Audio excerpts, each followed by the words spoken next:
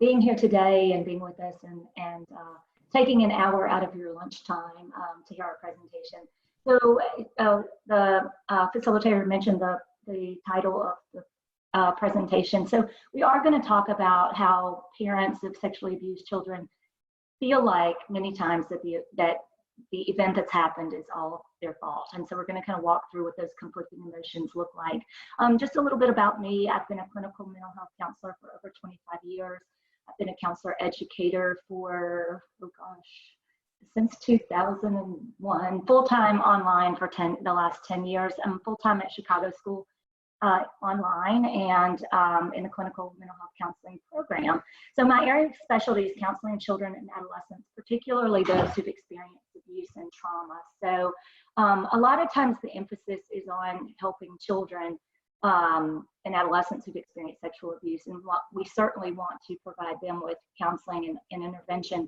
But a lot of times the parents' needs get put on the back burner for the sake of the child. But we'll talk more about what the research shows in terms of parental support and things like that. But it's really important that we address them as well. So I'm going to let my co-presenter, Sascha, introduce herself. My name is Sascha. I'm a fairly new student at the Chicago School in the online program, about 6 months in. And Dr. Moore gave me the awesome opportunity to present with her today.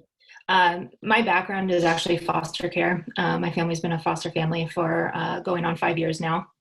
So the parts that I'm going to put into this talk today are more from my perspective of what I've actually seen in kids, as opposed to the scientific part behind it that Dr. Moore will talk more about. But yeah, as a parent, seeing kids that have been sexually abused and have opened up to us in our family and what we've kind of gone through as well.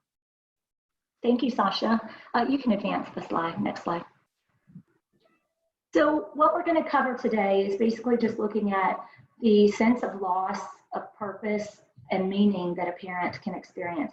And when I say parent, we're looking at non-offending parents for the purpose of this presentation, but also Sascha will be touching as she mentioned, what also the role of a foster parent can look like too, especially when you've got a child that has a permanent foster placement. We'll look at the role of a humanistic counselor with parents of sexually abused children, some wellness activities that can be implemented, as well as some strategies to help strengthen the child's sense of self. Next slide. So parents are especially challenged. Kids have emotional difficulties and different behaviors, and sexual abuse really violates those behaviors and the boundaries that kids experience. This challenges parents in the sense that they are also incredibly affected by their own emotional difficulties when they are experiencing or finding out that their kids have been sexually abused.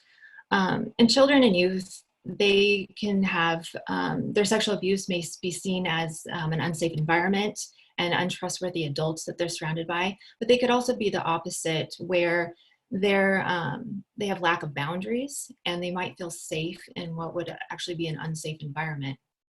In parents' role, they can help their kids feel those emotions and develop the feelings that they are going through, that where they've been affected by sexual abuse and how that's going to affect them long term. But they can also provide the kids the ability to build their resistance or their adaptability to cope with the sexual abuse in a positive way.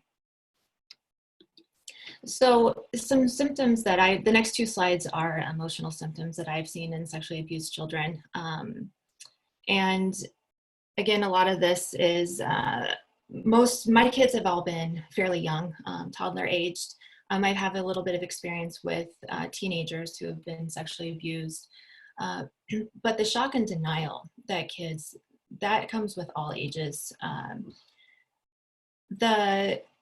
An example I can give of shock that I thought was really important was we were having bath time with two small kids, and they were just being silly, smacking each other on the butt and whatnot. And so we had the talk about private parts, what's safe touch, and all that goes around with that. And the littlest one thought, it all of a sudden dawned on him that what he had been experiencing for so long was sexual abuse. And he disclosed shortly thereafter, the first time that he had ever disclosed, and he was 3 at the time. And so with that came a lot of guilt and shame. It's confusing when somebody that's supposed to love you is also hurting you. And this is seen through all ages that I've experienced. They can't understand why they're loving somebody that's also hurting them as well. And the self-blame is also really common in all ages. I think that this has come really to the forefront of conversation with the Me Too movement. You see a lot of signs and posters out there that are people saying, my skirt is not an invitation to sexually abuse me. And I think that this is becoming, because as part of the conversation, kids are starting to see more often that they are not the cause of the blame, but it is really hard for kids to understand that because they consume so much of the hurt and think it's their fault. These emotional symptoms I have seen in all of my kids, particularly the ones that are very young. And with the depression and sadness and hopelessness, you have to understand too, from a foster care perspective, most of these kids are not coming into the system because of sexual abuse. That's often disclosed later when they feel safe. They are coming in for physical abuse, trauma and neglect, those sorts of things. And so adding the dimension of sexual abuse is just an added layer to the onion. And the depression and the sadness and the hopelessness that these kids experience are far deeper than just with the sexual abuse. And that's probably the case for even kids that are not in foster care. Anger and irritability, we see a lot. It's a fairly easy emotion to express at all ages. So even kids that are nonverbal that come in, and most of my toddlers are nonverbal, and not for reasons outside of, they just have not had the connection to develop their speech. But anger is an easily expressed emotion. So we see huge amounts of anger in kids. Confusion is, you get this child or adolescent, so any youth that are confused as to why they are being abused by somebody that they love. They're confused about their own feelings, and they have a hard time processing that confusion. The fear and anxiety and worry, I've actually found that with my kids, fear and anxiety often rear its head in a different way. Like, it's not what you'd expect to see. And through behavior journaling, you often can find patterns. So if you see a negative behavior in your child and you start journaling about when it happens and how it's being expressed, you start to realize that the underlying aspect of that is fear and anxiety. A good example of this is one of my kids was having problems at school. And it seemed like there would be days that we'd come home and he would have a great day at school. And other days he'd come home and he'd had a terrible day. And I started journaling at the advice of the counselor that we were working with. And it turned out the days that he was struggling was days that his abuser was actually picking him up at school. And so his negative behaviors at school were a direct reflection of the fear that he had on those days, knowing that he was going to be going to his abuser's house by himself. Disconnected and numb, or the disassociation, that is also incredibly common. Kids have the ability to really turn themselves off, in a sense, to not, they basically leave their body so that they don't feel that deep hurt that they would otherwise be feeling. And so every kid has done that in my house. So these are some behaviors that sexually abused children might be expressing. And actually, in most of these, none of my kids in my house have had inappropriate sexual behaviors. However, I have found out later that they started developing those down the road. And I think it was kind of a thing that they felt so out of control that it was a call for help. But the aggression and violence, that goes hand in hand with the anger. It's an easy way to express their hurt. The mood swings are very common. I actually talked to a counselor about it, and I couldn't quite pinpoint what was going on with my kiddo, and I expressed it as, his highs are higher than most kids I've seen at that age, and his lows are far lower than those age. And it was something that I was like, is there an underlying mental health issue here? But he was far too young to be, he was 4 at the time, so far too young to be diagnosed with something like bipolar disorder or another mental health disorder. So he couldn't control his emotions, which led to these huge emotional mood swings. The clingy behavior and regression is incredibly common, and I've seen this in 2 different ways. I've seen kids that are around their abuser and they're excessively clingy with their abuser, but it's more as a sense of controlling the situation and controlling their abuser. So they pretend to be sick and needing to be held so that they are not abused at that time. On the other side of that, I've seen the kids that come to my house, they often regress in behaviors, and they're clingy, they need held, they need rocked in the rocking chair at ages that are much older than what you'd expect for a child to be having those infant-like behaviors. Defiance is one of those that is really hard to parent through. And Dr. Morrill will be talking so much more about the parent's role. But defiance is a very common thing. Again, it's control in the kids that I've seen. And then hypervigilance. This is one that I've noticed in a lot of my kids, and I actually did not realize what was happening until much later. An example of this was one of my children would see black pickup trucks everywhere we went in town. And he was really little, he was a toddler, and he'd point every black truck, black truck, black truck, black truck. And I realized later when I learned who was abusing him that person drove a black truck. And so he was super hypervigilant of his environment as a way to stay safe.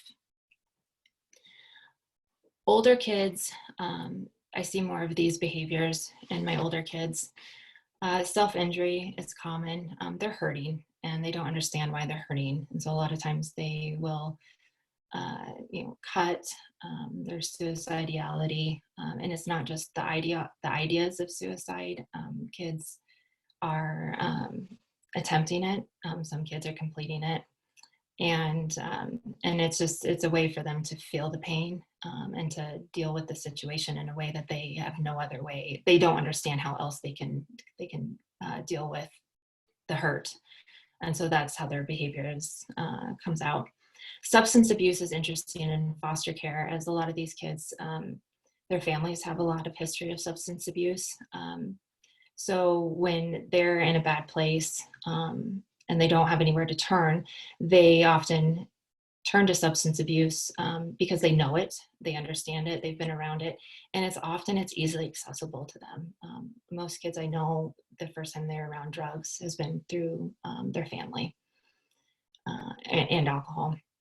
And the impulsive behaviors, this is common. And, I'm in human development right now with Dr. Soley. And if you think about Erickson's psychosocial stages and the crises outcomes, these kids have always had negative outcomes in a lot of their developmental stages. And then here they are in their adolescent stage or their young adulthood stage. And, they have those risk behaviors that are totally normal, but they're amplified, and they can't think through their consequences of their actions and how they could possibly be hurt. And they do things on a whim. So the impulsive behaviors are really, really common, and they just can't develop that sense of understanding that they are hurting themselves in a way too. So do you want to take over here, Dr. Moore? Yeah, thank you, Sascha. So what I'd like to do is for you to just take a moment and just look at this picture, and in the chat, you can just pop up and say, what is it that you see when you look at this person?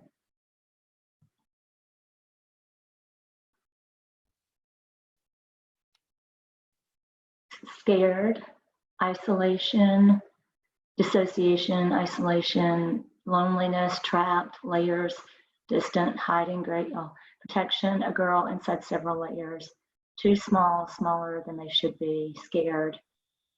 Yeah, great, small as possible. First it looked like a tunnel, then like a hole. Yeah, great, trauma. You know, it's interesting, I use this a lot with my clients. I use it with those who've been sexually abused, but I also use it with parents. And sometimes it's interesting because, you know, I've had parents who have said protected before. And it's interesting because when I look at her, I don't see protected, but I've had a lot of parents of sexually abused children talk about feeling as though the walls are closing in on them, feeling as though they've got court involvement, they've got a social worker from Family and Children's Services, they've got, you know, the child, you know, Sascha did a great job of mentioning all of these things that can be going on with the child who's sexually abused. And it's kind of like that old, for those of you who remember the commercial back in the day that said, Calgon, take me away. It's like all of these things that they feel like are closing in on them. And so she said that one of my clients has said feeling like that she's protected, but there's also loneliness, isolation, feeling like somebody doesn't understand. And there is a lot of stigma that goes along with sexual abuse. And a lot of times people are insensitive to what's going on with the parent. Like, how did you not know that this was happening in your own house? So a lot of guilt and shame that they experience. Next slide. So there is emotional distress among parents. They too have the guilt and shame.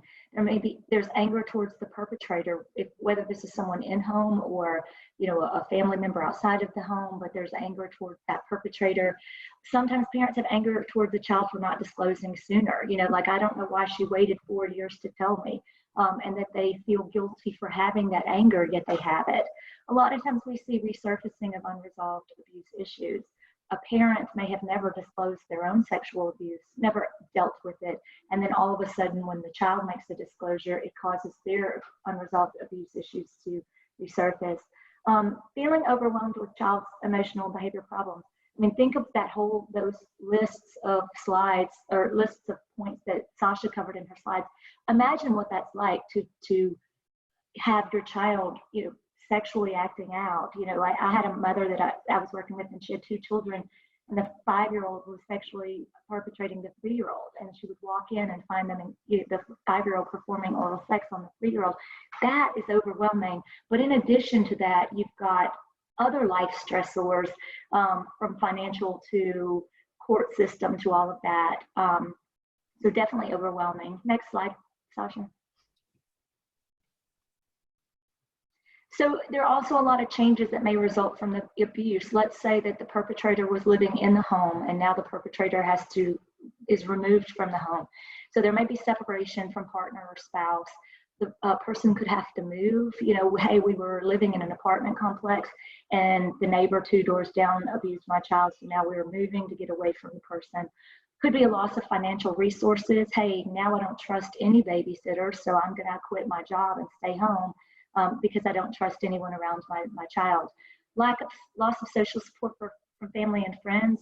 Sometimes you have family members who don't believe, you know, what do you mean that, you know, her father did this? No, he didn't do this. And there can be separation and distancing in the family. Other people, who maybe friends who say things like, how did you not know this was going on in your own home?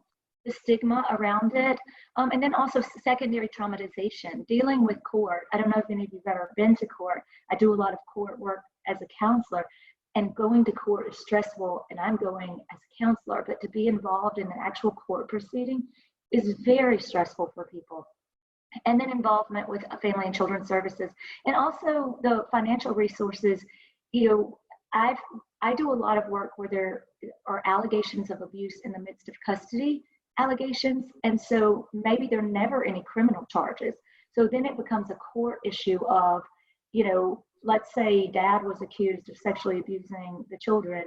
Mom says, I'm not sending you for visitation, but yet there's a court order that says you are required to send the children for visitation. And then they go to court in Chancery Court. I can't tell you how many cases I've testified in Chancery Court when the parent refuses to send the children for visitation because there have been allegations of abuse. But the court looks at it from a perspective of, well, there are no criminal charges, so the children have to continue visiting the person who they've alleged to abuse them. So it's very, very, very stressful times for the parents. Next slide. So a lot of emotional distress, and we've talked a lot about this: self-blame, frustration, powerlessness, feeling detached and emotional distance even from the children. It's kind of like, I want this to go away. I want this child to go away. I just wish all of this was not happening. But then they can feel a real sense of dissonance around that. A lot of times you'll hear parents say, I don't know how to help. I don't know how to fix this. I don't know what to do to make this right. Next slide. So there is a sense of grief and loss. And when we look at this from a humanistic perspective, there's a loss of meaning that, I don't even know what my life means anymore. Should I work? Should I not work? It's really getting hit with an unexpected tragedy. And there are misconceptions about abuse and the effects on the family. What are you talking about? Okay, so, the neighbor abused her, but okay, she's fine now. You moved. What's the big deal? Get over it. She's in counseling. Get over it. But the parents are still stuck in that sense of just grief and loss. Next slide. So we do know that there's stages of grief, and this goes back to Kubler-Ross and Kessler. But Kubler-Ross talked about that there can be denial, there can be anger, there can be bargaining. Gosh, I'll do anything, God, if you please just, let us be done with court. Depression, despair, and then, finally acceptance. But parents can move in and out of these stages. So a lot of times parents, we think about a death causing grief, but parents don't necessarily think that abuse can cause grief, but helping them understand that this is very much like a death. Even though your child didn't die, you didn't die, but you've lost a lot of things. You lost your home. You lost your relationship with your partner who you didn't think would ever do anything to harm your child. Next slide. So this can create further distress among parents. There's the feelings of guilt, the feelings of responsibility, and then all of a sudden they lose their sense of purpose and meaning in life. I see this, when you think about right now where we are with COVID and the quarantine and all of that, I hear a lot of people saying, I don't even know what my purpose is.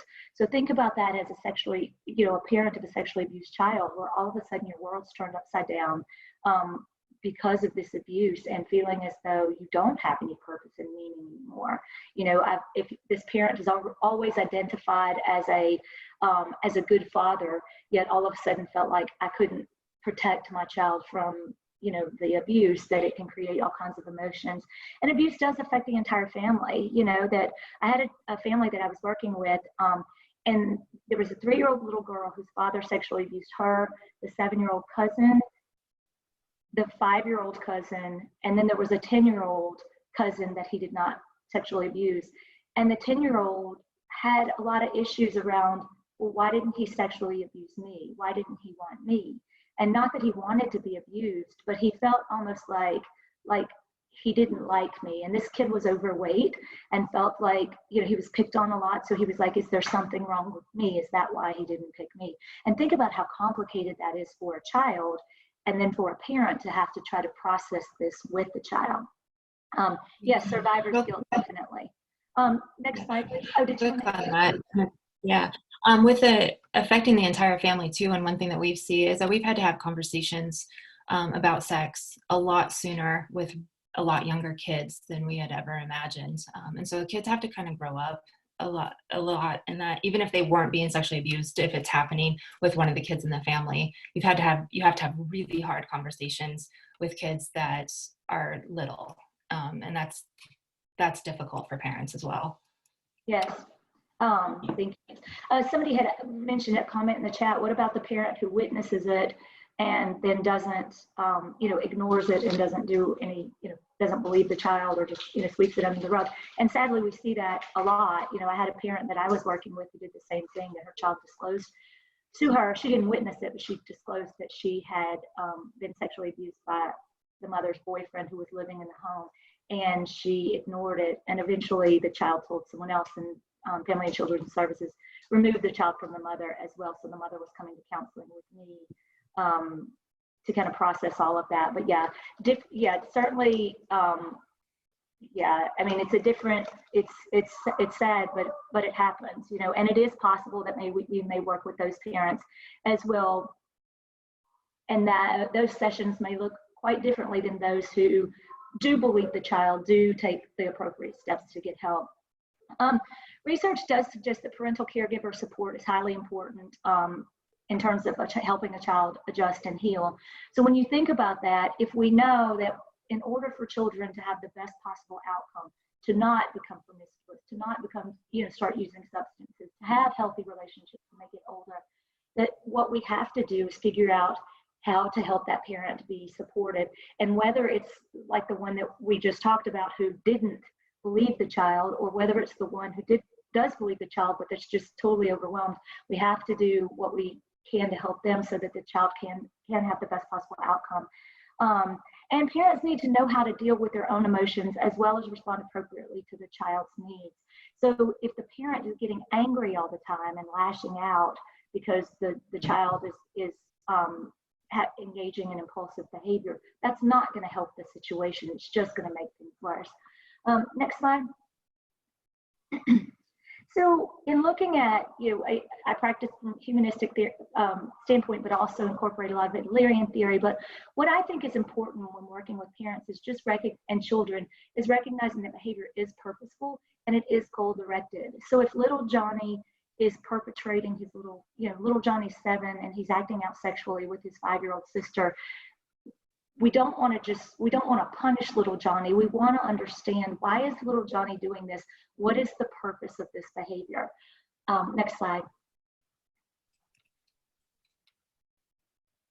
So if you look at Dreikurs' goals of misbehavior, he talked about that there are 4 reasons why children engage in misbehavior. One is to get attention, one is to gain power, one is to get revenge, and one is to display feelings of inadequacy. So if little Johnny is perpetrating his little sister because he's trying to gain power, little Johnny has felt powerless, he's been sexually abused, he, you know, maybe it was very, you know, invasive, very aggressive, then he might feel a need in his environment to do something that he feels gives him power.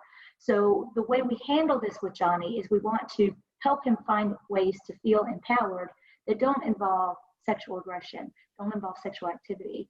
If little, well, I had, in terms of revenge, I had one client that I worked with that had been removed from the home for sexual abuse and was living with a grandmother. And he was, and the grandmother didn't understand how to handle his behavior. And she was responding very punitively and was spanking him with belts.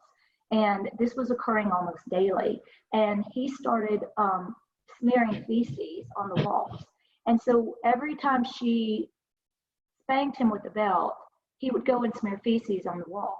And that was his reason, that was his way of getting revenge. And so we had to figure out, one, you know, what's going on with him? Why is he doing this? But also for her, how can we handle these behaviors without physically disciplining? Because he's just going to turn around and get revenge.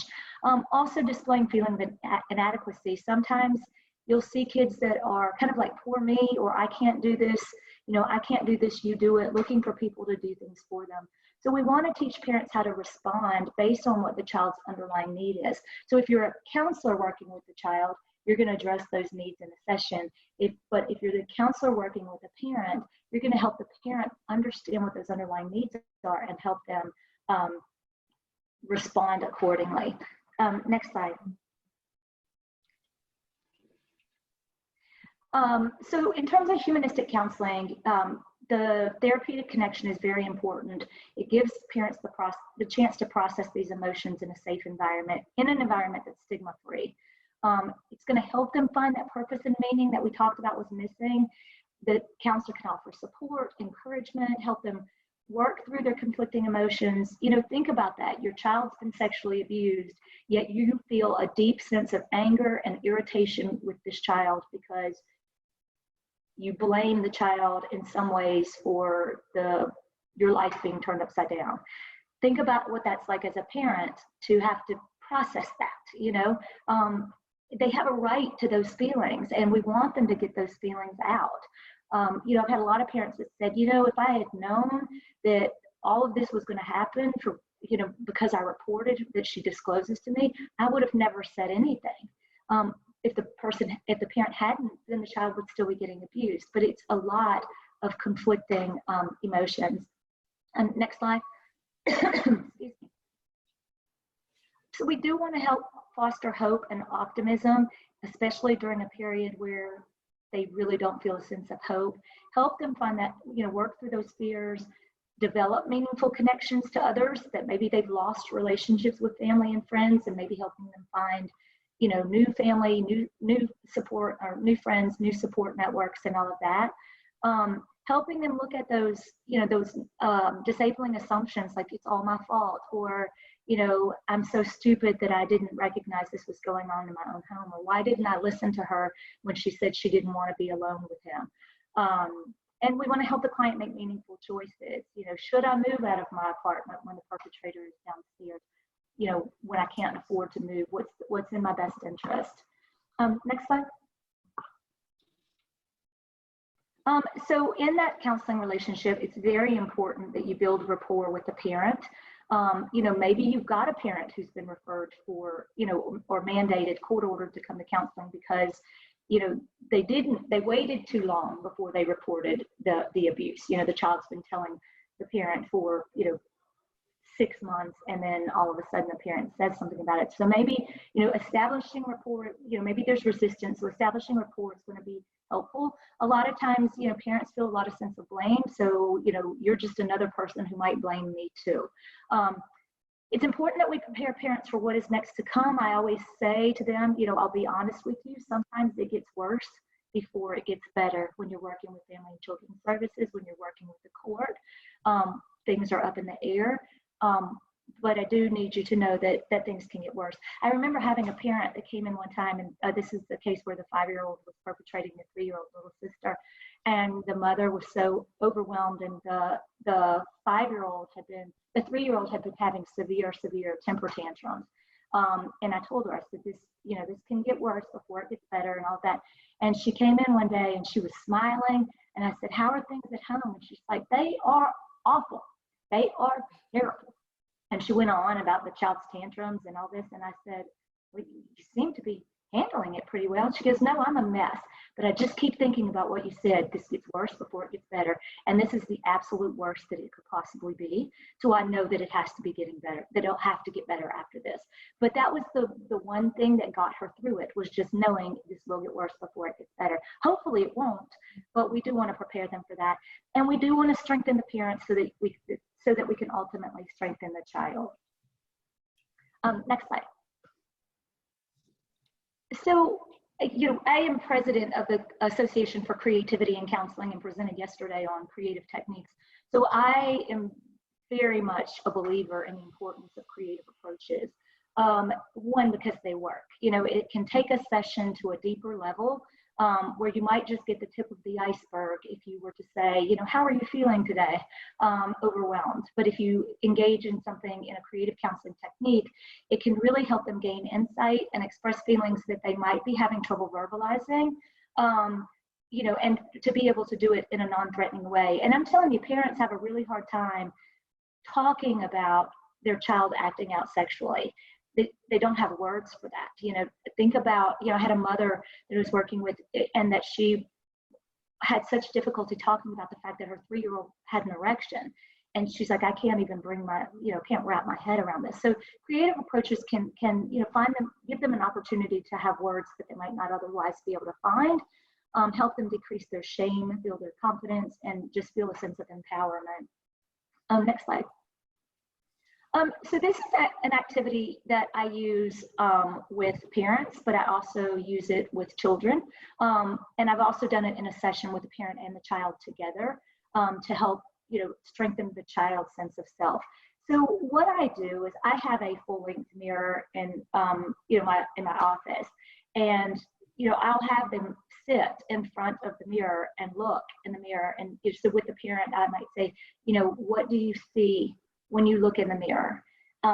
And always I get, I see failure, I see tired, I see ugly, I see pathetic. I mean, it's always negative, that they look in the mirror and that's what they see. So when you think about that, think of how many times a day you look in the mirror. You get out of the shower, you look in the mirror, you brush your teeth, you look in the mirror. So every time that parent is looking in the mirror, that's what they see. I see failure. I see disgusting. I see this, I see that.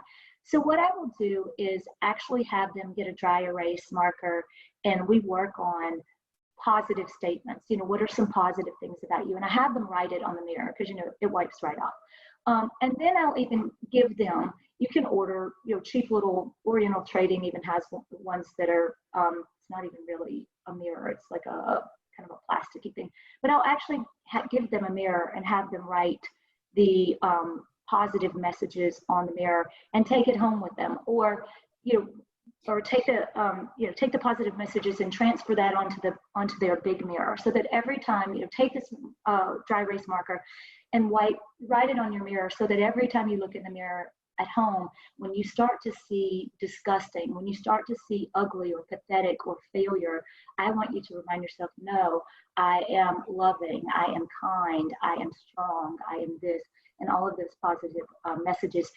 With the child, this can also be a good activity. The parent can do this at home with the child. They can sit in front of the mirror together, and the parent can say, what do you see when you look in the mirror? Children experience so much self-blame. They have all of this, I see someone who has no friends. I see, I don't like my hair. I don't like my eyes.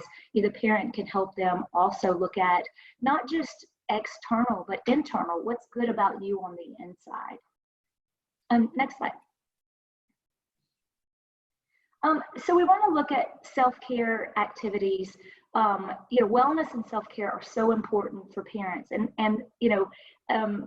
I was in the chat earlier, somebody had said something about, oh, this makes me so sad, or this breaks my heart, when Sascha was going over the emotional and behavioral symptoms of sexually abused children. And it is heartbreaking, and it's very exhausting and draining work when you work with trauma, and also as a foster parent, when you're seeing these kids in and out that experience this, one after another. So as counselors, we want to make sure we practice our own self-care and wellness so that we can be good examples, but also we want to help parents understand the importance of this, because how many of us, when we're stressed, put self-care on the back burner? We all do it. Oh, I don't have time to go for a run today. I've got to, grade 20 discussion posts. Like, I don't have time to go for a massage. I've got to clean my kitchen. So we want them to understand that they're making an investment in themselves by doing this, that this is going to improve their physical well-being, their psychological well-being, even their spiritual well-being. It's going to help them bounce back faster.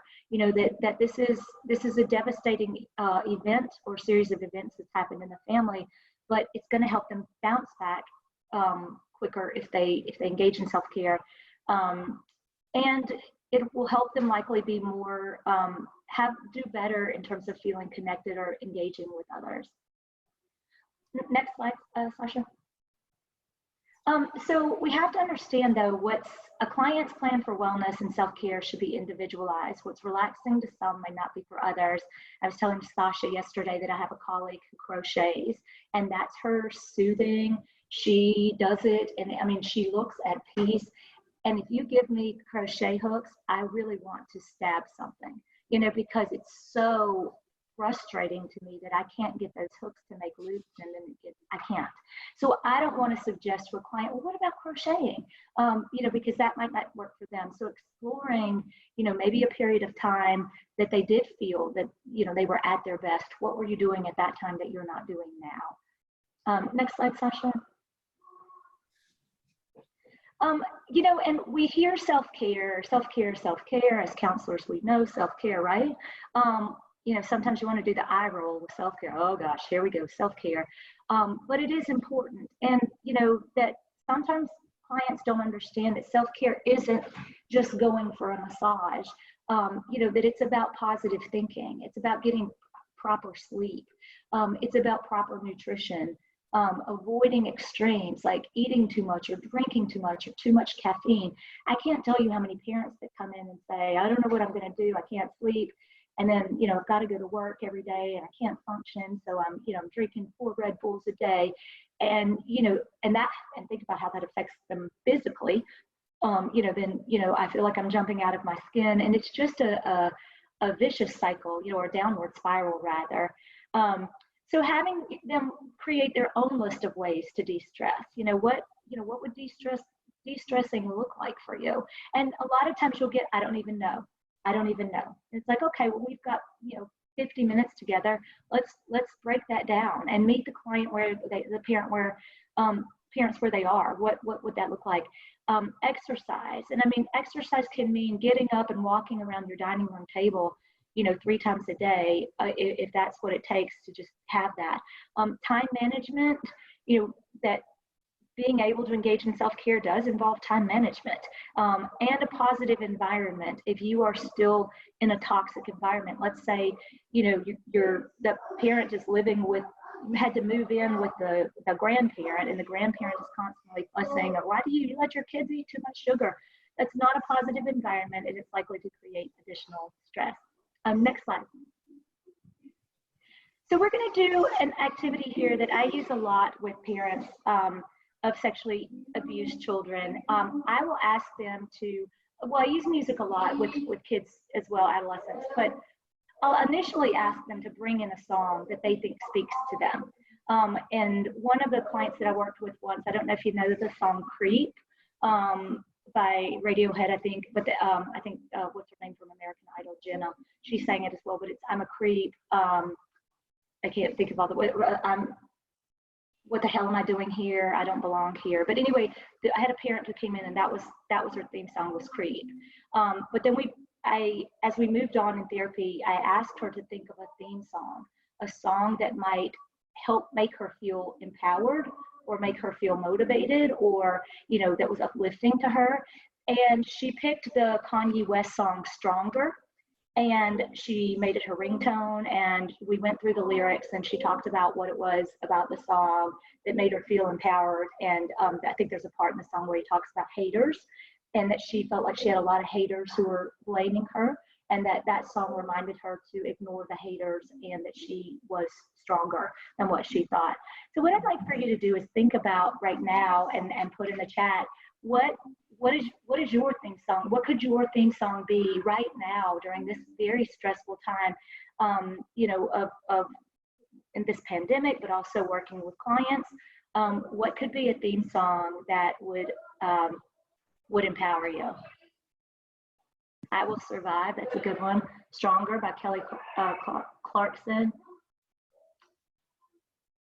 Demi Lovato, I Was Me. Intentional by Travis Green. Fight Song, yeah. I Will Survive, yeah, great ones. Unstoppable, Masterpiece, High Hopes, awesome. On this real quick, I have found so many of my teens are really, music is really powerful for them as a way to express themselves. So this would be an incredible, assignment or activity for them to do as well. Yeah, I had a kid an adolescent that I was working with that was had been severely physically abused, and I asked him to bring in a song that spoke to him, and he created a whole CD. He burned a whole CD for me. So I had a whole, all of these different, one of them was I Love This Bar, and because it talked about the pleasure that he got from drinking. There was another that was Oxycontin by Lil White, which was really scary, but it basically was talking about all these drugs. And I didn't know that he had been using drugs, but that was facilitated a disclosure that he was experimenting with various drugs. And I will often, even give a song to them, but that's a whole other presentation in and of itself. I apologize for the background noise. I'm just getting through it. I have a son with autism, so he's the king of many sound effects. Next slide, please. Oh, sorry. Oh, and y'all have lots of good ones. I would want to copy and paste what's in the chat. Maybe I'll do that. Copy and paste it into a document and include it with a slides for the PowerPoint, so that y'all can have it, because there are lots of great songs, and there's songs in the chat that I don't even know. So I was like, oh my gosh, I need to look up some of these. So there's one song that I will tell you that I use a lot, and it's by the White Stripes, and it's called Little Acorns. And if we had time, I would play it, but it talks in the beginning about, it's a narrator that says, when problems overwhelm us, and it's about a woman who sees a squirrel carrying a nut, trying to carry a nut that was too big, and nuts, but broke it down into smaller parts, and that she was going through a divorce and realized that if she broke her pieces down in smaller parts, that they were more manageable. And so then the White Stripes starts to cry, and it turns into this heavy, like kind of headbanging kind of music. But it talks about take all your pieces and tear them apart, carry them off in a shopping cart. But it really does, when you feel so overwhelmed, it can help you break things down into pieces so that you don't have to deal with everything today. So when you go back to thinking about that little girl in the box that we showed, where the walls were closing in, there's so many layers, but we don't have to solve every layer today. So I know we're getting close on time, because I want to make sure that we have time for Q&As. I use a lot of candy in counseling. Obviously we have to, know your client and dietary restrictions and all of that. But one of the things I use a lot with, in terms of self-care with parents, are lifesavers. And when you think about a lifesaver, what do you know about it? It's round, it's got the hole in the middle. Does anybody know why they call it a lifesaver? Or I guess the name behind the lifesaver. When you think about, the inner tube, or when a lifeguard, when they have the buoy that they throw in case someone's drowning, that it's a flotation device. It's a lifesaver. And so when I look at the lifesaver, I tell them, that's what I think of, is that a lifesaver is something that saves someone when they're drowning, or could possibly die or be seriously harmed. And so I will give them that, and I say, you are a lifesaver. I get emotional because I always think of the parents and their responses as they break down and cry. And I know that you blame yourself, and I know that there are times where you wish that you had never made the report to DFACS, or never, told the child's counselor or school counselor that they made this disclosure. But had you not done those things would have gotten much worse. So while things are very stressful right now, I need you to remember that you are a lifesaver. And it's really empowering for them because they're so caught up in that guilt and shame that to actually take time and think about the steps that they have taken to protect this child, and the steps that they have taken to make a difference. And even for that parent, that mom who came to counseling, who didn't believe her child and ignored it because she didn't want to break up with her boyfriend, she even had to look at the fact that at least by being here, you are taking a step to make her life better. And that still makes you a lifesaver. I had a student that I presented with at a Humanistic conference several years ago, when we presented on working with parents of sexually abused children, and she's very open about the fact that she's a sexual abuse survivor, and she endured years of sexual abuse in the home before she ever told her mother. Finally, when she did tell her mother took steps to protect her and all of this. And so we did the lifesaver activity. This was face to face, and at the end of the presentation, she said to me, she goes, can I have some of these leftover lifesavers? And I said, yeah, you can have whatever you want. But she went after that presentation, and she went to her mother, and she gave her mother the lifesaver, and her mother cried, and she said, Mom, I need you to know that you were my lifesaver. And though her mother spent years and years beating herself up because it was her father who was in the home that had sexually abused her, and she didn't know it was going on, but this girl went on to win pageants, and her platform was helping sexually abused children. She became a leader, she became an advocate, and she was a fighter. And all of that was instrumental because of her mother.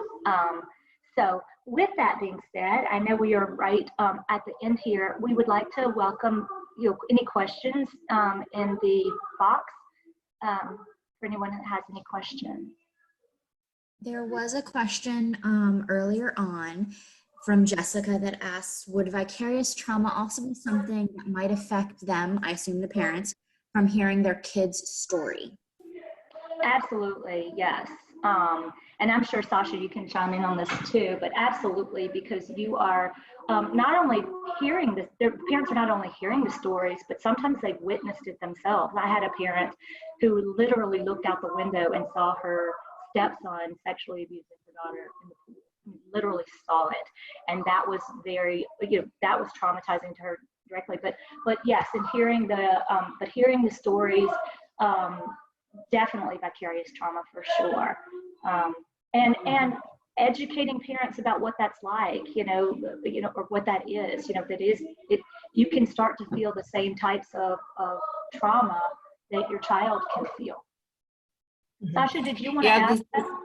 Yeah, the secondhand trauma is a real thing.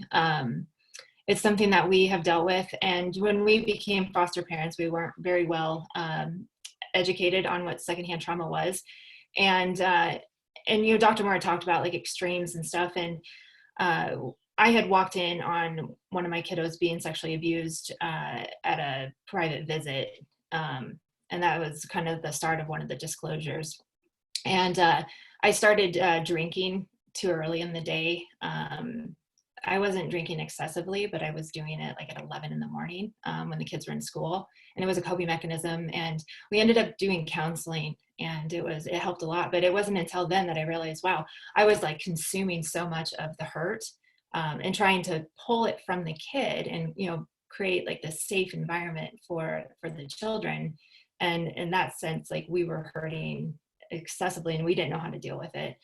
So the secondhand trauma is real.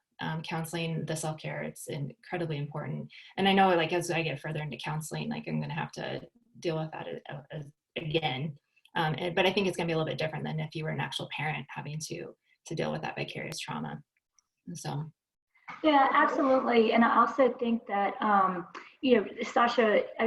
Sascha is an awesome foster parent, but I think it's also important to mention that a lot of times foster parents might be the one that's bringing the child in for therapy, and that foster parents can get overwhelmed too.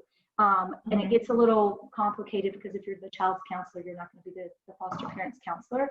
But if you may sometimes need to give the foster parent some suggestions on, how to handle those problem behaviors, and give some suggestions on, or give some information on understanding that behavior, because not all foster parents, while we would hope that all foster parents have wonderful training and wonderful knowledge and all of that, that's not always the case. No. And I've worked with lots of foster parents, and I've worked with children who've been abused in multiple foster homes as well, physically and sexually. So we have to look at, there are not so great foster parents too, so that this information can also be applicable to them as well.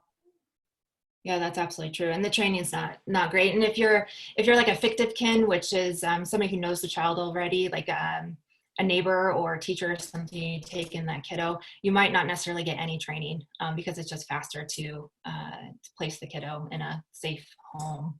So. And I know Dr. Van Meter is on this in this presentation and made a comment in the chat that she also is a foster parent and does wonderful work too, but definitely has taken in many abused children over time as well. So, and I know someone mentioned that they currently have a foster child in the home. So I just want to say thank you to all of you foster parents out there, because you too are lifesavers, literally lifesavers, that these children are put in your hands so that the parent can get their life together, hopefully, or figure out, how to make, when it's appropriate, how to make the family be able to be back together. So thank you for that. I know we're at the end of the time, so please, feel free to reach out. Let's see, I will put my email in the chat. And if you want to put yours, Sascha, as well.